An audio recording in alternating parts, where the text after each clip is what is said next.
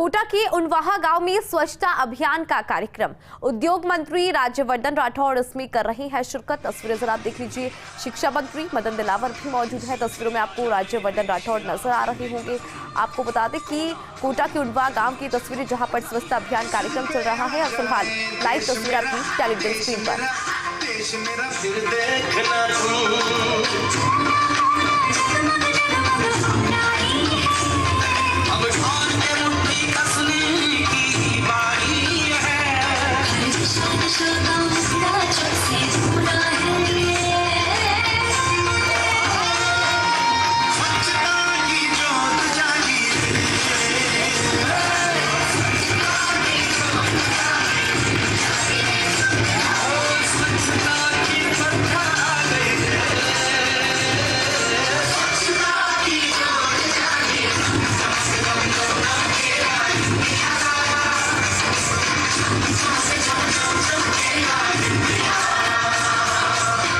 सूरज को स्नान कराना है, धरती को भी नहलाना है।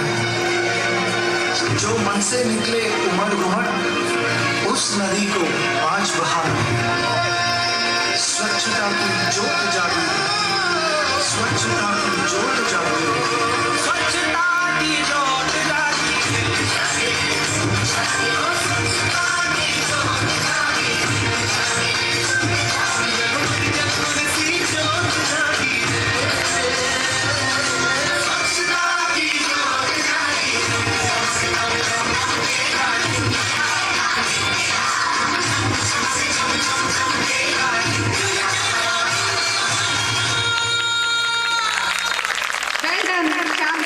Swachh Bharat Abhiyan is a call for action to each and every citizen to take responsibility for their surroundings.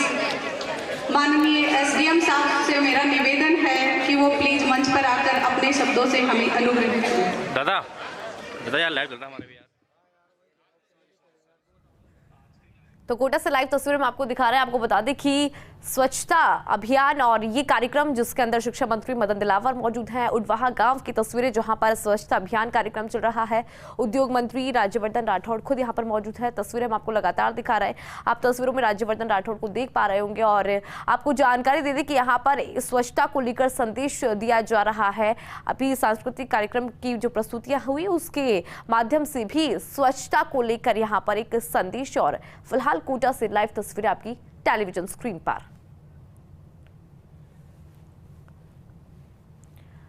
तो प्रधानमंत्री नरेंद्र मोदी का विजन और देश को स्वच्छ बनाने का जो मिशन है वो अब हर एक गांव तक, हर एक ढाणी तक पहुंच चुका है। अगर बात हम कोटा की करें तो देखिए कोटा के अंदर स्वच्छता अभियान को लेकर कार्यक्रम का आयोजन किया जा रहा है। इस कार्यक्रम में खुद शिक्षा मंत्री मदन दिलावर मौजूद है। इसके अलावा उद्योग मंत्री राज्यवर्धन राठौड़ भी इस कार्यक्रम में मौजूद हैं और कहीं ना कहीं इसके माध्यम से एक संदेश दिया जा रहा है कि ये हमारा देश है, ये हमारी धरती है, इसको साफ रखना हम सभी की जिम्मेदारी है। अलग अलग कार्यक्रम यहाँ पर हो रही हैं, अलग अलग प्रस्तुतियां यहाँ पर हो रही हैं जिसके माध्यम से स्वच्छता को लेकर संदेश दिया जा रहा है। और देखिए उनवाहा गाँव के अंदर ये स्वच्छता अभियान कार्यक्रम चल रहा है जहाँ पर उद्योग मंत्री राज्यवर्धन राठौड़ मौजूद है। इसके अलावा शिक्षा मंत्री मदन दिलावर भी मौजूद है। मदन दिलावर क्या कुछ कह रहे सुनिए। वो हम सबको बीमार करती है, बहुत सारी बीमारियां लग जाती है और बीमारियां लग जाती है तो बहुत सारा पैसा हमको ठीक कराने के लिए भी हम अस्पतालों में या इधर उधर दौड़ कर खर्च करते रहते हैं। और जब खर्च करते हैं इधर उधर तो हम गरीबी की ओर बढ़ते हैं। और जब गरीबी की ओर बढ़ते हैं तो हमारे बच्चों को अच्छी शिक्षा, अच्छा भोजन और अच्छा वातावरण नहीं दे पाते। इसलिए आप अपने बच्चों का भी करना चाहते हो, उनको भी स्वस्थ देखना चाहते हो, आप भी स्वस्थ रहना चाहते हो, आपका परिवार भी स्वस्थ रहे तो देश और प्रदेश भी स्वच्छ रहे। तो हमको स्वच्छता का संकल्प लेना ही पड़ेगा। ये सबसे बड़ी देशभक्ति है। हम सेना में तो भर्ती नहीं हो पाए होंगे, या तो हमने कोशिश नहीं की होगी या नंबर नहीं आया होगा, तो हम यहाँ भी देश की सेवा कर सकते हैं। ये भी बहुत बड़ी देश की सेवा है। इसलिए आप सब लोगों से आग्रह करूंगा, निवेदन करूंगा, प्रार्थना करूंगा कि हम सारे गांव, गली मोहल्ला, गांव घर, हमारा कार्यालय का हर कमरा अच्छा चाहे टॉयलेट हो, चाहे कमरा हो, चाहे ऑफिस हो, चाहे आंगन हो, सारे साफ रहना चाहिए। ये संकल्प आज के दिन हम सब लोगों को लेना पड़ेगा ताकि हमारे बंधु बांधव बहने बीमार ना हो और देश की बहुत बड़ी राशि चिकित्सा पे खर्च होती है वो बच जाए, और बच जाए हमारे गांव शहर के विकास में काम आएगी। इतना ही निवेदन करता हुआ मैं, क्योंकि उद्योग मंत्री महोदय हमारे बीच में, मैं तो गांव का आदमी हूँ, आप बहुत विद्वान हैं, हम सबका मार्गदर्शन करेंगे और अपना सौभाग्य की छोटे से गांव में माननीय राज्यवर्धन सिंह जी हम सबका मार्गदर्शन करने के लिए पधारे हैं।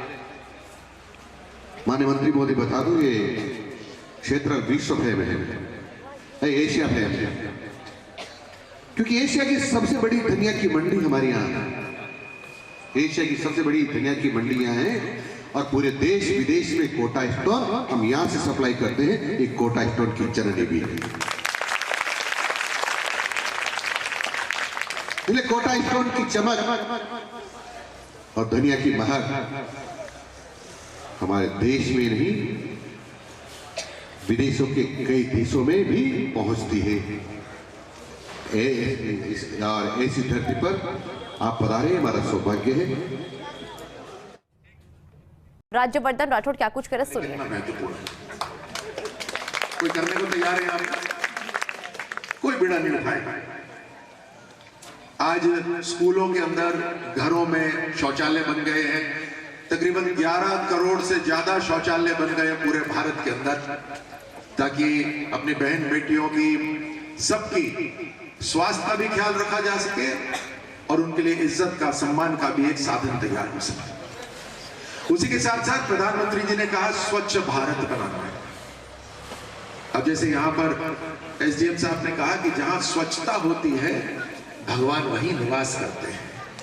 अब ये स्वच्छता केवल हमारे चारों तरफ नहीं, हम शुरुआत करते हैं। सबसे पहले स्वच्छता कहां से होनी चाहिए? सबसे पहले स्वच्छता होनी चाहिए हमारे तन की, हमारे मन की। हम मंदिर जाते हैं, हम खेल के मैदान जाते हैं, हम स्कूल जाते हैं, हम घर पे बैठते हैं, हम अच्छी संगत में बैठते हैं। ये सारी चीजें वो हैं जिससे मन साफ रहता है। आप मंदिर जाते हो, कभी गलत सोचते हो क्या? मुझे बताओ।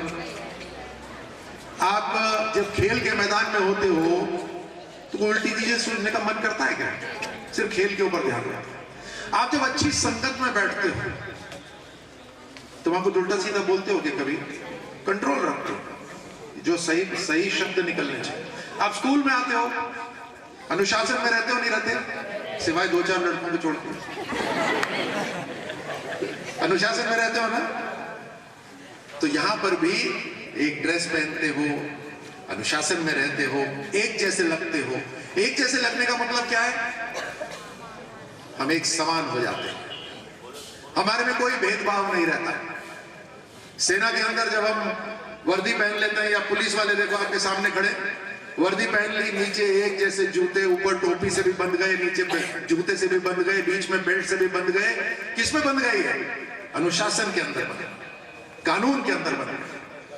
वैसे याद, तो ये सारी चीजें हैं जो मंदिर के समान हैं। चाहे खेल का मैदान हो, चाहे अच्छी संगत हो, चाहे स्कूल हो, ये सब मंदिर समान है और इससे हमारा मन साफ होता है।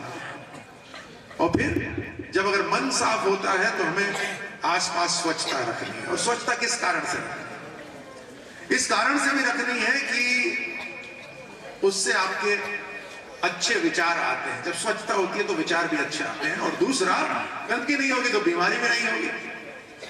अब प्रधानमंत्री मोदी जी ने स्वच्छ भारत का सपना रखा, संकल्प रखा, तो इसमें सारी बातें थी कि हमारे बच्चे बीमार ना हो।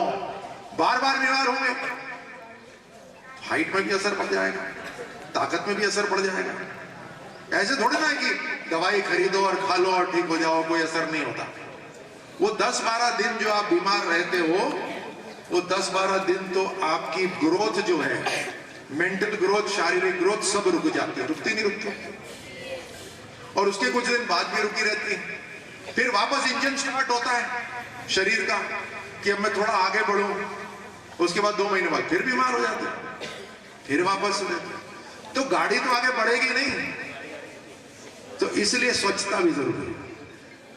और जब स्वच्छता रहेगी, आपका शरीर मजबूत रहेगा, तो उससे डायरेक्ट रिलेशन है कि भारत मजबूत होगा। आज जब प्रधानमंत्री मोदी जी गांव-गांव तक पीने का पानी लेकर आ रहे हैं, सड़क लेकर आ रहे हैं, हर व्यक्ति के लिए घर लेकर आ रहे हैं, हर व्यक्ति को काम मिल रहा है, मुफ्त अनाज मिल रहा है, तो वो इसी कारण से मिल रहा है कि आप सबकी जो क्षमता है वो अपार है। उस क्षमता के अंदर जब सरकार का हाथ रहता है तो आपकी जो काम करने की शक्ति है वो और बढ़ जाती है, और जब आपकी काम करने की शक्ति बढ़ जाती है तो अपने आप राष्ट्र की काम करने की शक्ति बढ़ जाती है, और राष्ट्र की काम करने की शक्ति बढ़ जाती है तो अपने आप राष्ट्र दूसरे देशों से आगे निकल आता है। 2014 में जब भारत की सरकार प्रधानमंत्री मोदी जी ने संभाली तो हम दुनिया के अंदर 11वें स्थान पे थे आर्थिक शक्ति के अंदर, लेकिन आज 10 साल के अंदर हम दुनिया के अंदर 5वीं सबसे शक्तिशाली अर्थव्यवस्था। और इस अर्थव्यवस्था की जो ताकत है वो आज गांव-गांव तक पहुंच रही है योजनाओं के माध्यम से। हर मंत्री, हर विधायक आपके घर-घर तक, हर सरकार का अधिकारी आपके घर-घर तक अलग अलग योजनाओं को पहुंचा रहा है। कोई बीच में लीकेज नहीं है, उस पाइपलाइन में कोई छेद नहीं है, सीधे जितना ऊपर से शुरू होता है उतना को उतना नीचे पहुंचता है। और यही नहीं, प्रधानमंत्री मोदी जी ने एक और बात कही, तो कही कि बेटियों को बचाना है, बेटियों को पढ़ाना है, बेटियों को मजबूत करना है। इस 26 जनवरी परेड कितनों ने देखी? हाथ खड़ा करो। इस 26 जनवरी में परेड हुई थी कर्तव्य पथ पर दिल्ली में, देखी? आप देखना यूट्यूब पर या कहीं पर जाकर आप देखना, उसमें ज्यादातर जितने सेना के कंटिंजेंट थे जो मार्च कर रहे थे उनको महिलाएं लीड कर रही थी, महिला कमांडर थी।